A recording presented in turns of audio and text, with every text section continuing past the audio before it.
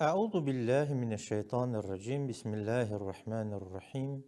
Ve sallallahu ala seyyidina Muhammed ve alihi tahirin. Allahümme salli ala Fatimata ve abiha ve ba'liha ve beniha ve sirril müstevda'i fiha bi'adedi ma ehata bihi ilmuk. Salamlayıram hər birinizi əziz tamaşaçılar. Bəhsimiz xanım Fatimə Zəhra salamun əleyhanın həyatı haqqındadır. Xanım Zəhra salamun əleyhanın keçən verilişdə uşaqlıq dövrünə işarə elədik ki, çətin anlar yaşanmış. 5 yaşında anası xanım Xədicə salamun əleyhanı əldən verir. Bu məsələlərə keçən verilişdə işarə elədik və xanım Xədicə salamun əleyhanın ölümü xanım Fatimə Zəhra salamun əleyhə çox çətin və ağır olur. Hər bir uşağa ağır olduğu kimi xanım Zəhra salamun əleyhə də çox ağır olmuşdur. Amma buna baxmayaraq xanım Fatimə Zəhra salamun əleyhə uşaq yaşlarında çalışırdı ki, anasının o boş yerini peyğəmbər üçün doldursun.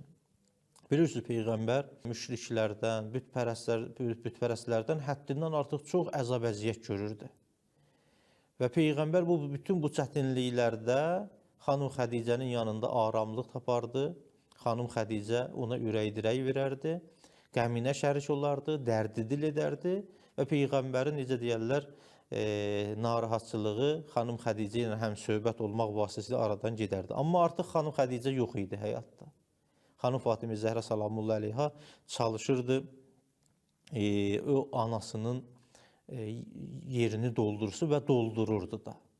Xanım Xədicə salamun əleyhə öldükdən sonra o qədər atasına xidmət elədi. Elə bu baxımdan xanımın ləqəblərindən biri, yakuniyələrindən biri Ummu Əbihadır. Atasının anası. Bir növ hətta peyğəmbərə sanki analıq da edirdi. Əlbəttə bu zahiri baxımdan da başqa cəhətlərdə ola bilər. Siri Nəbəvi kitabında bu yazdığım hadisə vardı ki, Peyğəmbər sallallahu aleyhi və səlləm Məkkə küçələrin birindən keçirdi. Nacihan o Qureyşin, necə deyərlər, o bütpərəstlərindən, müşriklərindən toz torpağı Peyğəmbərin başına tökürlər. Peyğəmbər də narahat olur, gəlir evə. Bu Siri Nəbəvi kitabının 2-ci cildinin 58-ci səhifəsində nəql olunur. Artıq xanım Xədicə yoxdur. Amma xanım Fatimə Zəhra salamun əleyhə gəlir, atasına yaxınlaşır. Amma ağlayaraq, bu da xanımın o necə deyil, narahatçılıq hallarından biri idi ki, peyğəmbərin o bütün çətin anlarını, ona ki, müşriklər tərəfindən, bütpərəstlər tərəfindən hörmətsizlik olurdu, başına kül, torpaq tökülürdü. Xanım ağlayaraq peyğəmbərin qulluğunda durardı, əyağını yuvardı, əllərini yuvardı, paltarını yuvardı və bu kimi məsələlər. Amma Peyğəmbər ona müjdə verirdi xanıma. Deyəcək, ya Fatimə narahat olma, bunlar heç vaxt bu düşmənlər, bütpərəstlər, müşriklər mənə zərər vura bilməyəcəklər və İslam dini inşallah bu məntəqədə bərqərar olacaq. Necə ki, bu da həyata keçdi. Bu xanımın uşaqlıq vaxtında anasının boş yerini doldurmasına bir işarə idi. Xanım atası üçün həddindən artıq çox nigaran idi. Nəql edirlər, Mənaqib İbn Şəhri Aşub 1-ci cild 71-ci səhifəsində Qureyşdən bir dəstələr yığıldılar Hicr İsmailə, yəni Kəbə evinin kənarında və and içdilər öz bütlərinə, Lata, Üzzəya, Mənata. And içdilər ki, biz təklikdə eləyə bilməsək də Peyğəmbər öldürək, Muhammədi öldürək, cəm şəklində bunu eləyək, həyata keçirmək lazımdır ki, bir nəfərin üstünə atılmasın.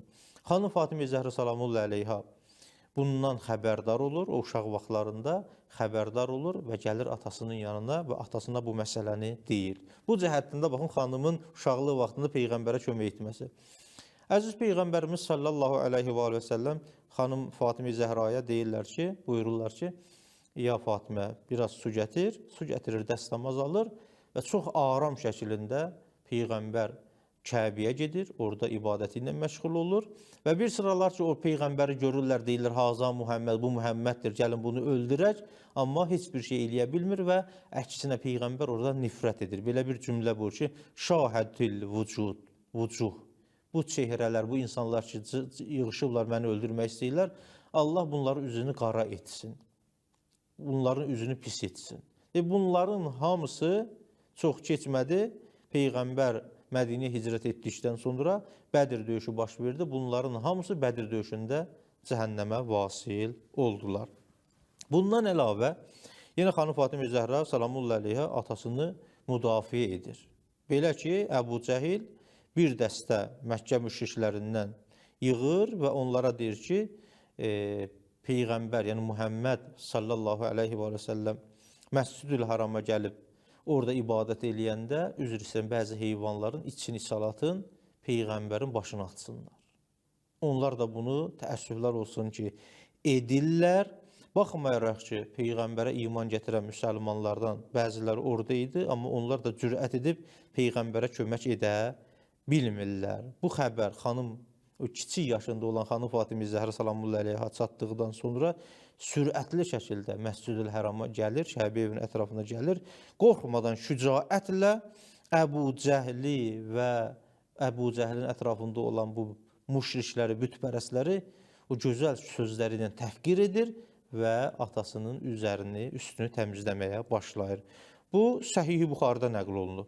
Bu hadisə ki dedim, Səhih-i Buxarinin 5-ci cildinin 8-ci səhifəsində nəql olunmuşdur. İmam Baqir əleyhissalam belə bir cümləsi var. Buyurur ki, Həzrət Fatimə Zəhra bir gün gəlir Peyğəmbərin xidmətinə. Peyğəmbər sallallahu aleyhi və səlləm hiss eləyir ki, xanım Zəhra azdır. Yəni, azlığı üzündən bilinir. Məkkədə müsəlmanların vəziyyəti ümumiyyətlə yaxşı deyildi. Buyurur ki, ey qızım, burada otur, onu, yəni xanımı otuzdurur öz dizinin üstündə. Xanım Zəhra oturduqdan sonra dilə gəlib deyir ki, ya əbəta, inni caiyə, ya ey mənim atam, mən acam. Peyğəmbər bunu eşidəndən sonra narahat olur, əllərini göyə qaldıraraq belə bir dua edir. Allahümmə rafi'əl vəzəə və muşbi'əl caə. Ey o Allah ki, acları doyudansan, zəmingir olub, miskin olan insanların əlindən tutansan, əşbi Fatimətə bintə nəbiyyik, öz Peyğəmbərin olan Həzrət Muhammedin qızı Fatiməni doyurt günə. İmam Baqir əleyhissalam buyurur ki, and olsun Allaha ki, xanım Fatimə Zəhra salamullahi əleyhə o gündən sonra artıq aclıq ona üz gətirmədi. Heç vaxt ac olmadı. Nəinki, məsələn, heç nə yemədən, yəni həmişə ehtiyacı olan şeyi tapıb yeyərdi. Bu oxuduğum hadisədə Bəharul Ənvar kitabının 43-cü cildinin 77-ci səhifəsində nəql olunmuşdur. Xanım Fatimə Zəhra salamullahi əleyhə anası dünyasını dəyişdikdən sonra baxmayaq ki, əziz Peyğəmbərimizin müxtəlif xanımları olmuşdu xanım Xədicədən sonra. Nə qədər ki, xanım Xədicə var idi, xanım Xədicədən başqa Peyğəmbərimizin heç bir həyat yoldaşı yox idi. Amma xanım Xədicədən sonra bir neçədən həyat yoldaşı oldu və hər biri də öz yerində xanım Fatimə Zəhra salamullahi əleyhəyə məhəbbət göstərirdilər, sevirdilər. Amma heç biri xanım Xədicənin məhəbbətinin yerini doldurmurdu. Bu baxımdan da Peyğəmbər həddindən artıq xanım Xədicəni əzizləyərdi. Belə bir tarixdə nəql olunub ki, İmam Sadiq və İmam Baqir əleyhissalama rəvayət olunub ki, onlar buyururlardı, Ənəhu kanən nəbi la yenəm hətta yuqəbbilə urzə vəcə Fatimə. Buyurur ki, Peyğəmbər heç vaxt yatmazdı, məgər xanım Fatimə Zəhra salamullahi əleyhanın üzünü, gözünü öpərdi. Və yəd'u ləhə və xanım Fatimə Zəhra salamullahi əleyhə üçün dua edərdi. Bu, oxuduğum bu hekayədə Bəharul Ənvar kitabının 43-cü cildinin 42-ci səhifəsində nəql olunmuşdur. Bu da xanımın uşaqlıq dövrünə aid olan bəzi məsələlər idi ki, işarə etdim. Artıq zaman gəlib çatır hicrət dövrünə ki, artıq Peyğəmbər Məkkədən Mədiniyə hicrət eləməlidir. Əlbəttə, bunun özünə məxsus səbəbləri var idi. Mən istəmirəm onu təhlil edəm. Hər halda Məkkə müşrikləri qərara aldılar ki, Peyğəmbər öz yatağında yatanda hamımız, yəni 40 dənə qəbilədən, hər qəbilədən bir nəfər birlikdə hücum gətirsinlər Peyğəmbərin evinə, Peyğəmbər yataqda olanda onu öldürsünlər. Belə bir qərarı qəbul edir. Allah Teala bu hadisəni Ənfal surəsində Peyğəmbərə vəhy edərək açıqlayır.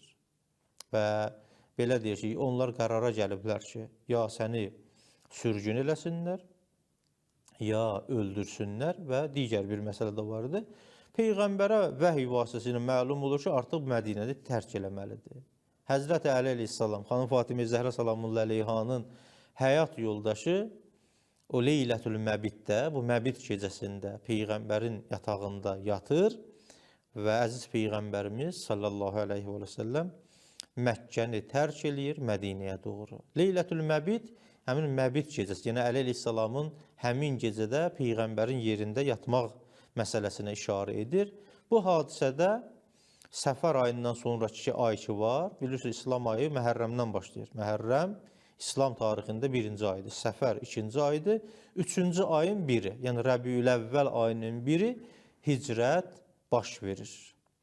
Peyğəmbərimiz Məkkəni tərk eləyir, 3 gün mağarada qalmalı olur və bu 3 gün ərzində Əli əleyhissalam Peyğəmbərin xidmətinə gedərdi. Və Peyğəmbər ona bəzi məsələləri tapşırardı. Mən istəmirəm o hadisələri işarə edim.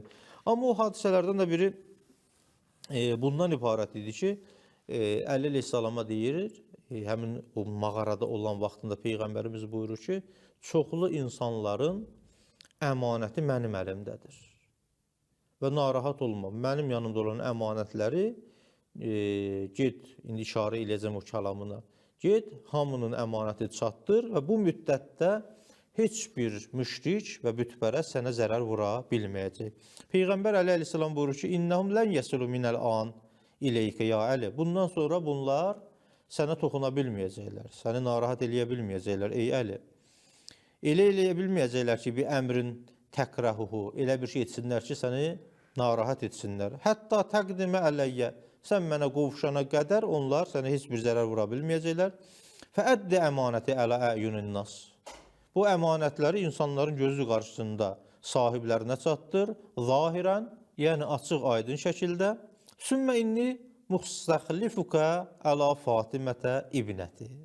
Sonra mən səni vəkil tuturam, öz yerimdə qərar verirəm ki, öz qızım Fatiməyə ki, müstəxlifun Rəbbi əleykuma. Mən, yəni həqiqətdə xanım Fatiməni, qızımı sənə tapşırıram və sizin hər ikisinizi də Allaha tapşırıram. Və müstəhvizuhu fikuma. Allah Teala sizin hər ikisini qoruyacaqdır və hifz edəcəkdir. Əli əleyhissalama tapşırdığı işlərdən də biri bu olur ki, mən artıq hicrət edirəm, Məkkəyə qayıtmayacağam. Sən mənim əmanətlərimi sahiblərinə qaytardıqdan sonra sən də hicrət eləməyə hazır ol və özünlə xanım Fatimə Zəhra salamullahi əleyhanı da gətir. Və bunun kənarında fəvatim deyil. 3 dənə Fatiməni Əli əleyhissalam özü ilə birlikdə hicrət elətdirir və Mədinəyə doğru gedirlər. Əlbəttə bu bəhsin davamı vardır. Artıq hicrətdən sonra Mədinədə olan həyatları başlayır və hansı yaşda Əli əleyhissalamla ailə qurur və bu məsələlərə inşallah gələn verilişimizdə toxunacaq. Hamınızı Allaha tapşırıram. Və sallallahu ala seyyidina Muhammed və alihi tahir.